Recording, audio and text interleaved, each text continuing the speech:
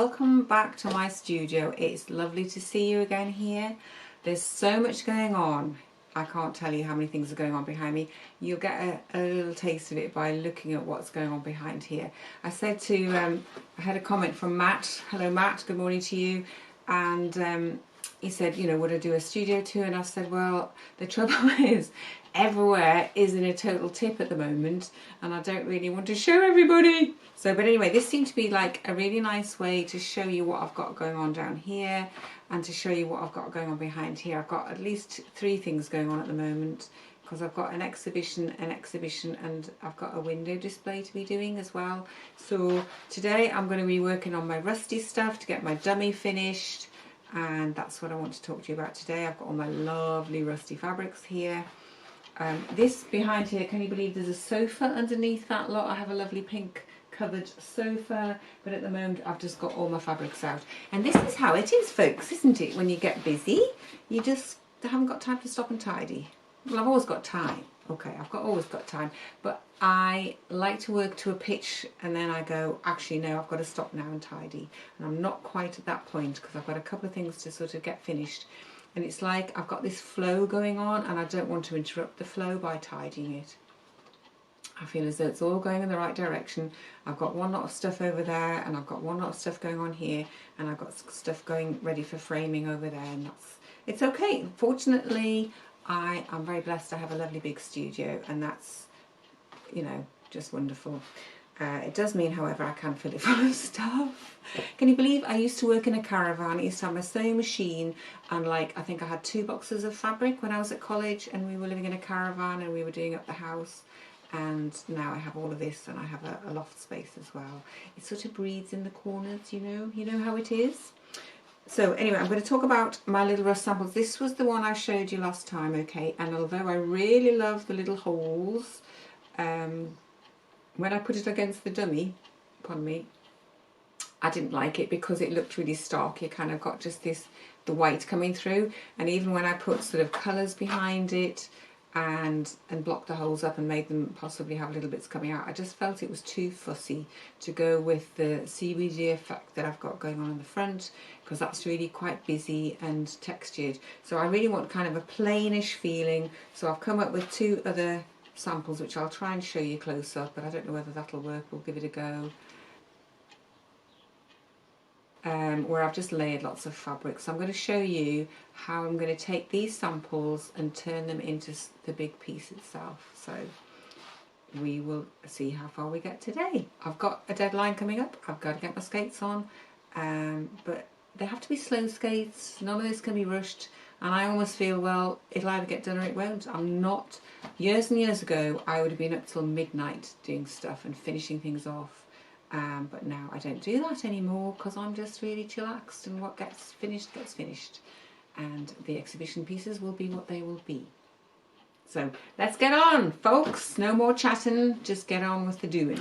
Okay, so this is my chosen back fabric that I'm going to use. It doesn't really matter which side I use, I don't think. Perhaps we'll have it on the shiny side up. Let's do that. It's quite nice. It's quite stiff, this. It's a little bit noisy when I put it under my embellishing machine, but I feel as though this will be quite a good back fabric. And what I'm going to do is, this is kind of my pattern piece that I made the other week by pinning it onto my dummy, okay? And you can see it's got some darts here. And what I want to try and do is create a piece of fabric that doesn't really need these darts. So we'll just have to see how it goes. What I usually do is I'll cut this piece, the background fabric, bigger. So I'll just get my scissors now and I'll cut around here.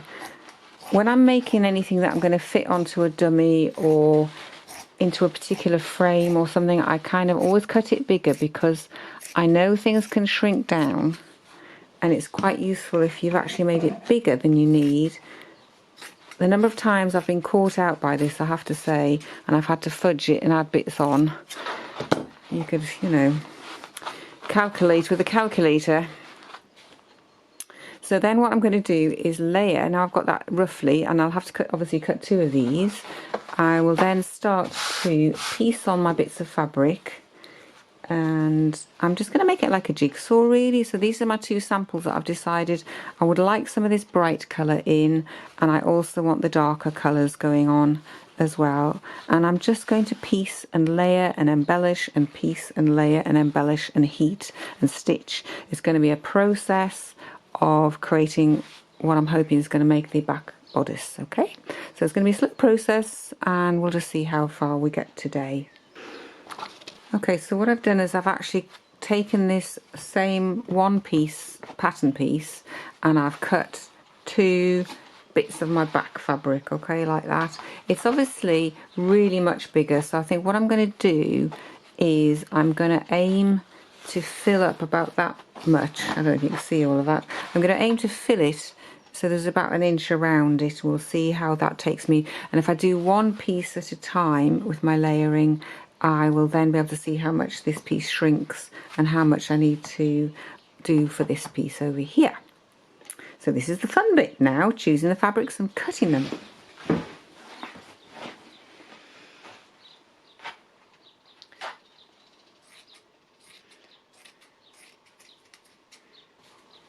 This is the fun bit. I just love cutting fabrics up, and the thing is, with the way I work, you know, it doesn't really matter if things are a bit wonky. In fact, the wonkier the better. So what I'll try and do is I'll cut up several pieces of the same kind of fabric so that I build up like a little stockpile, and then I've always got the next bit just to add on, and I've got to make sure I've got enough of each fabric to do for both pieces.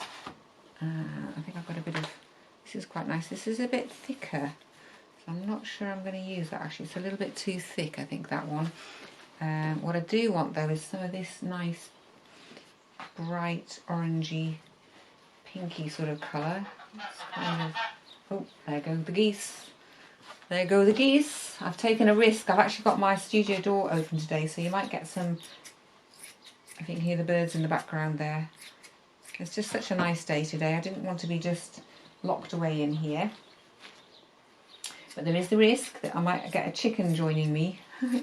I've put a barricade up. I have to sort of put a very high barricade up to stop them just popping in and out, because they will come. And they're very lovely, but they do poop everywhere. And the geese certainly poop. They are top poopers, they are.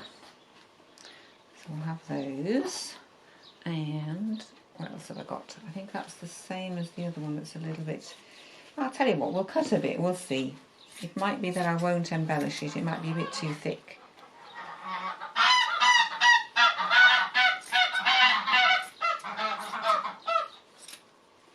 That is Patience and Demelza saying, we'd like to come in and see what you're doing. Either that, or they've found something that gives them the reflection of their faces, and they're having a chat with some strange geese that they don't recognise because it's actually them, which is really funny.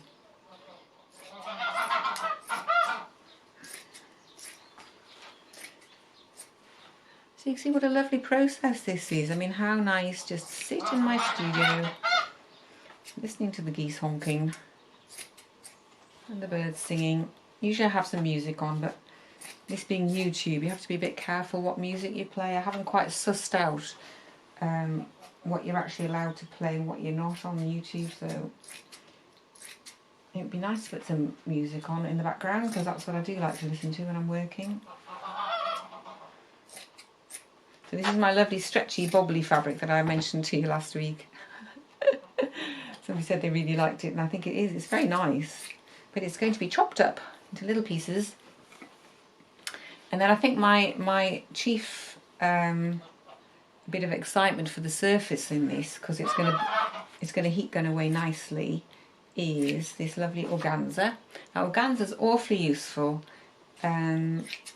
You have to cut it bigger than you think you're going to need, because it'll shrink down when I embellish it, and it'll certainly shrink down when I heat gun it. It'll sort of disappear. So what I'm going to do is make sure that I stitch this down firmly first, so that when it heat guns, it kind of just opens up and creates a lovely I don't know if you'll be able to see this on here.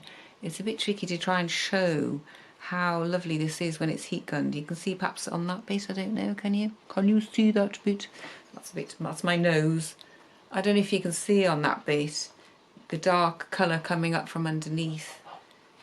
And the same there, there's dark colour. So it just kind of opens up when you heat gun it and stretches it, but you've got to have a reasonably firm fabric to start with, otherwise it all just kind of shrinks in and shrivels, which might be something you want, but not in this case.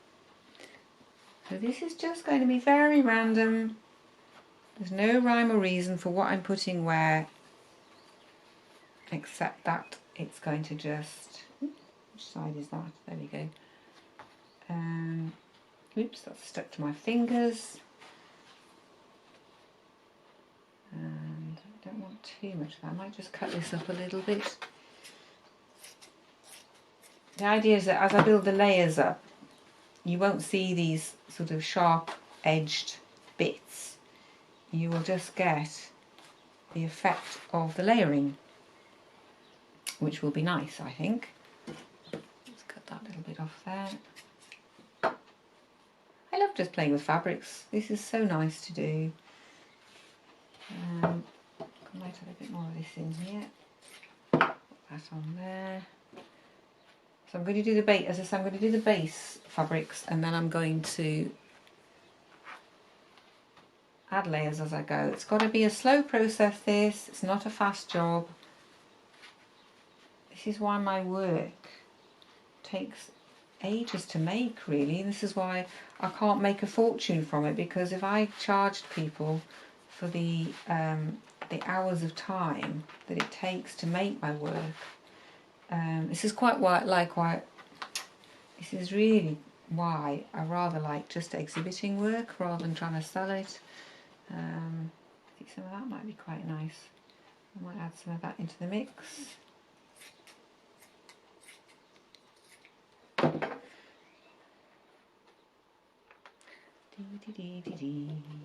Bit of that maybe. It's just kind of just keep adding bits in and see what happens, you know. There's no right way, there's no wrong way.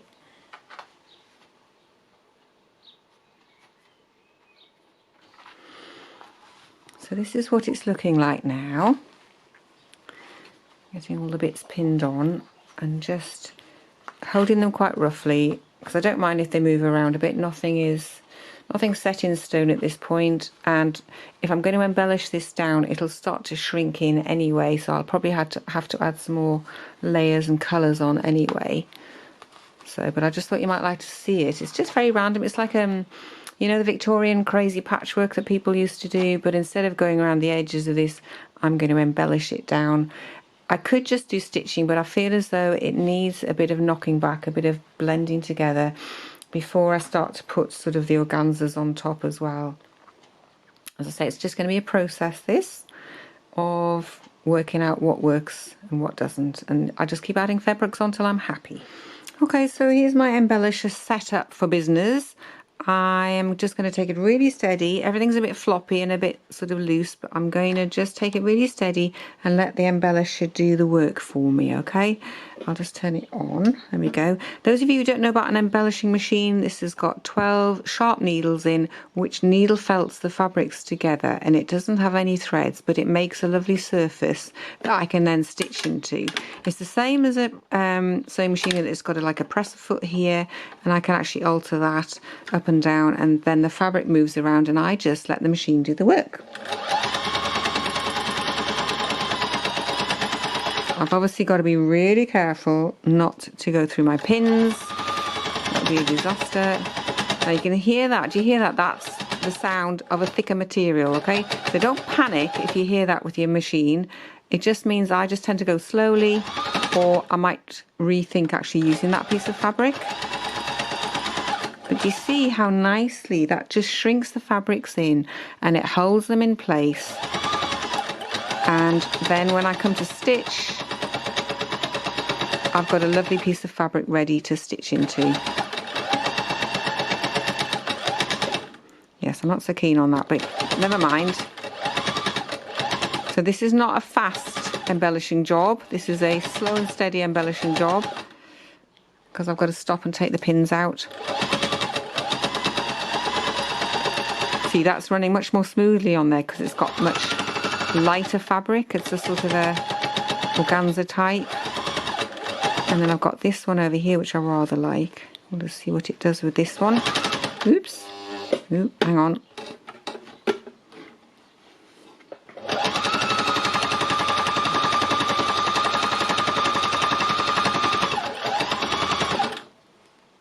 It's kind of a first process in blending the colours, which is what I like.